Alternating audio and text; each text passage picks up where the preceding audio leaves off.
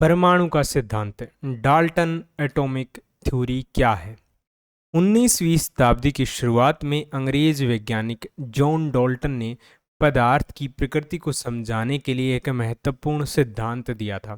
इसी को हम कहते हैं डाल्टन का परमाणु सिद्धांत या फिर परमाणु का सिद्धांत। ये कहता है कि सभी पदार्थ परमाणुओं से बने होते हैं जो अत्यंत सूक्ष्म कण हैं। यानी जितनी भी चीज़ें हम अपने आसपास देखते हैं, छूते हैं, वो सारी चीज़ें किससे मिलकर बनी हैं? एटम से मिलकर बनी हैं। और जो ये एटम या परमाणु होते हैं ये अलग अलग प्रकार के होते हैं। परमाणु अविभाज्य कण होते हैं जिन्हें रासायनिक अभिक्रिया में न तो बनाया जा सकता है और न ही नष्ट किया जा सकता है। ये बात इस थ्योरी के अंदर बताई गई है। किसी दिए गए तत्व के सभी परमाणुओं का द्रव्यमान और रासायनिक गुण समान होते हैं। अलग अलग तत्वों के परमाणुओं के द्रव्यमान और रासायनिक गुण भिन्न भिन्न होते हैं।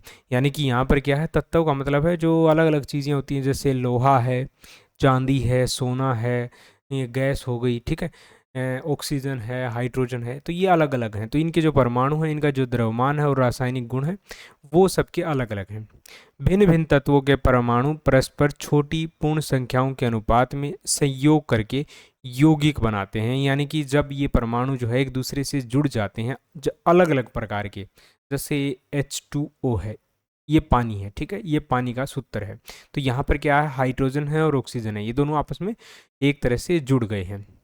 तो जो ऑक्सीजन है उसके साथ हाइड्रोजन के दो एटम जुड़े हुए हैं जो पानी बनाते हैं, और इसी को हम यौगिक यानी कंपाउंड बोलते हैं। वीडियो पसंद आए तो लाइक करें, शेयर करें, चैनल को सब्सक्राइब करें।